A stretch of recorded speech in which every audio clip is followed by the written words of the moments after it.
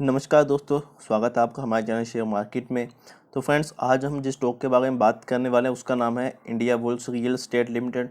तो देखिए, बिल्कुल डिटेल में कवर करने वाले हैं स्टॉक के बारे में, पूरी इन्फॉर्मेशन आपको देंगे, वो भी बिल्कुल डिटेल में कि कंपनी कैसी है, बिजनेस क्या है कंपनी का, साथ ही साथ कंपनी के फंडामेंटल्स कैसे हैं, उसके अलावा यहाँ पे फाइनेंशियली कंडीशंस कंपनी की कैसी हैं। तो इन सभी चीज़ों को बिल्कुल डिटेल में डिस्कस करने वाले हैं। सबसे पहले बात करेंगे यहाँ पे कंपनी के बारे में। तो देखिए, the company is a presence in residential real estate development from affordable to premium and over luxury space. तो यहाँ पे लग्जरी स्पेस का जो कंपनी इंफ्रास्ट्रक्चर का काम, रियल स्टेट का काम करती है। It's mainly focus on the construction and development of residential commercial and social projects. तो मेन जो कंपनी का फोकस है वो कंस्ट्रक्शन एंड डेवलपमेंट के ऊपर, जो भी हमारे पास कमर्शियल और जो है SEZ प्रोजेक्ट्स है अक्रॉस इंडियन मेट्रो सिटीज़ जितनी भी हमारे पास है, तो उसका कंपनी का बेसिकली कंस्ट्रक्शन और डेवलपमेंट का बिजनेस है। अब चलते हैं नेक्स्ट। सबसे पहले है कंपनी की मार्केट कैप। तो देखिए 4400 करोड़ की मार्केट कैप है। उसके अलावा देखिए, अगर मैं बात करता हूँ यहाँ पे स्टॉक है PE की, तो वो हमारे पास 0 है। कंपनी ने यहाँ पे शो नहीं किया है, 0 तो नहीं होगा बट शो नहीं किया है। Return on equity, capital equity की बात करें तो ये काफ़ी ज़्यादा कम है, केवल 1% है। करंट प्राइस 82 हुआ, बुक वैल्यू 65 है। तो बुक वैल्यू भी हमारे पास कंपनी की, जो कंपनी के हमारे पास करंट प्राइस है उससे थोड़ी कम है। रिटर्न ऑन इक्विटी तो हमारे पास काफ़ी ज़्यादा कम है, नेगेटिव में है। हालांकि अगर आप कोई भी स्टॉक बाय करते हैं तो उसकी जो हमारे पास रिटर्न ऑन इक्विटी है वो पॉजिटिव में होनी चाहिए, अराउंड 15% के अब हो तो काफ़ी बेटर होता है, बट ये हमारे पास नेगेटिव में है। उसके अलावा डिविडेंड यील्ड देखिए यहाँ पे 0% है। देन उसके अलावा फेस वैल्यू है ₹2 की। अब अगर बात करते हैं यहाँ पे प्रोज और कॉन्स की, तो देखिए ये हमारे पास है कंपनी की पॉजिटिव साइड और ये है नेगेटिव साइड। तो देखिए यहाँ पे पॉजिटिव की बात यह है कि कंपनी जो है quarter to quarter good results की एक्सपेक्टेशंस दिखा रही है, कि एक्सपेक्ट कर रहे हैं काफ़ी अच्छे होगा। उसके अलावा कॉन्स की बात करें तो देखिए सेल ग्रोथ कंपनी की कम हुई है, रिटर्न ऑन इक्विटी कम हुई है। उसके अलावा डेट काफ़ी इंक्रीज़ हुआ है, पिछले 50 to 60 डेज में काफ़ी डेट हुआ कंपनी ने इंक्रीज़ किया है। तो डेट काफ़ी ज़्यादा है कंपनी के ऊपर। ये एक पॉइंट काफ़ी इंपॉर्टेंट है कि कंपनी के ऊपर डेट काफ़ी ज़्यादा है, तो इस चीज़ को भी ध्यान में रखिएगा। उसके अलावा अब अगर मैं बात करता हूँ यहाँ पे कंपनी के शेयर प्राइस के बारे में, तो देख सकते हैं आज अगेन हमें गिरावट देखने को मिली है। पिछले 5 दिन की अगर मैं बात करता हूँ, देखिए लास्ट 5 डेज़ में यहाँ पे स्टॉक ने हमें 8% तक की गिरावट दी है। तो ये काफ़ी बड़ा इशू है कि लगातार गिरावट हो रही है। 1 मंथ में हालांकि पॉजिटिव रिटर्न्स है, बट फ्लक्चुएशंस काफ़ी ज़्यादा है। अगर स्टॉक ऊपर जाता है तो नीचे भी काफ़ी ज़्यादा जा रहा है। 6 मंथ की बात करें तो 24% की गिरावट है। देन उसके बाद 1 ईयर की गिरावट का है, देखिए 1 ईयर में 40% की गिरावट है।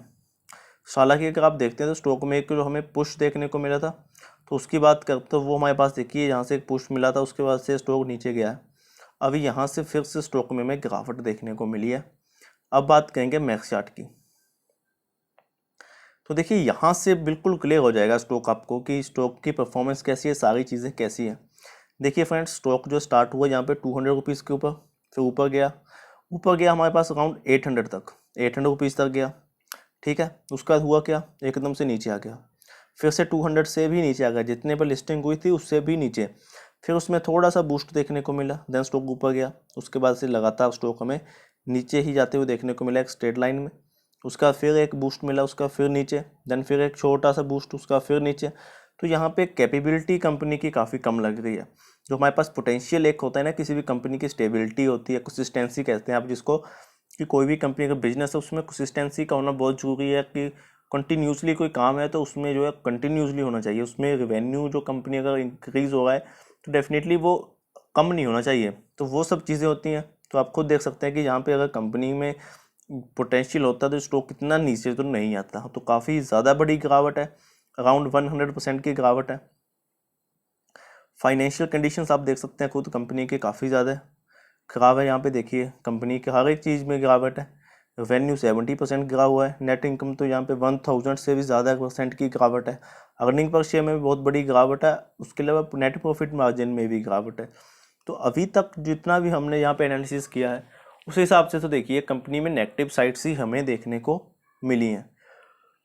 तो यहाँ पे नेगेटिव साइड्स में आप सबसे पहले देख लीजिए कि कंपनी में डेट काफ़ी ज़्यादा है। पिछले 50 to 60 डेज़ में कंपनी का डेट काफ़ी इंक्रीज़ हुआ है।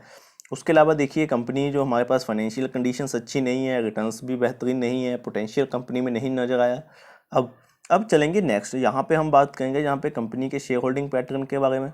साथ ही साथ डिस्कस करेंगे जो हमारे पास कंपनी का जो फाइनेंशियल कंडीशन है उसको चार्ट के थ्रू बिल्कुल डिटेल में, कि वहाँ पे परफॉर्मेंस कैसी है, वहाँ से बिल्कुल क्लियर हो जाएगा कि कंपनी की पिछले कुछ टाइम से परफॉर्मेंस कैसी चल रही है। तो वहाँ से आपको आइडिया हो जाएगा कि कंपनी का पोटेंशियल या फिर कंपनी में कितनी ज़्यादा कंसिस्टेंसी नज़र आ रही है।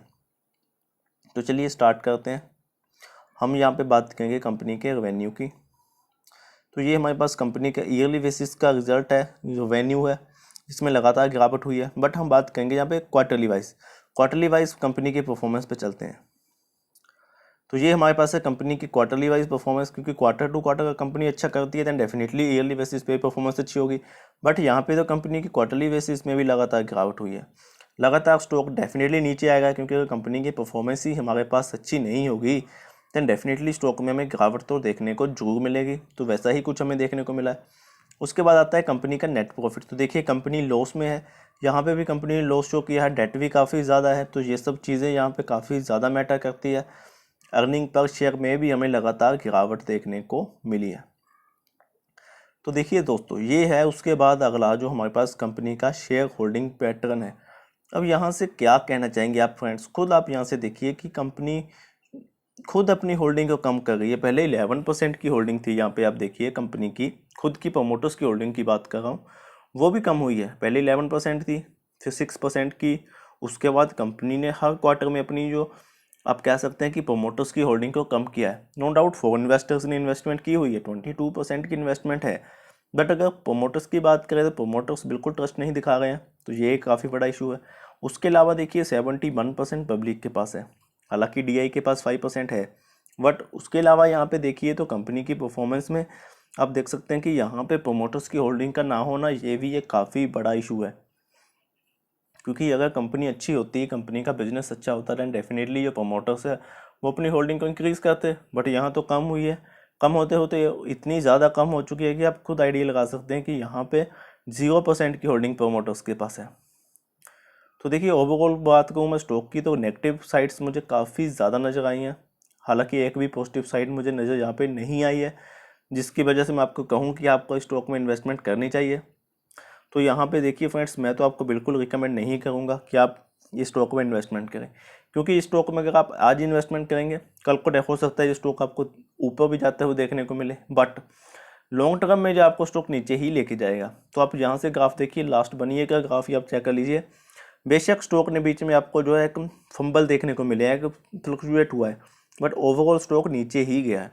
तो जो स्टॉक ऐसे नीचे जा रहे हैं, मैं बिल्कुल आपको रिकमेंड नहीं करूँगा कि आप ऐसे स्टॉक्स में इन्वेस्टमेंट कीजिएगा।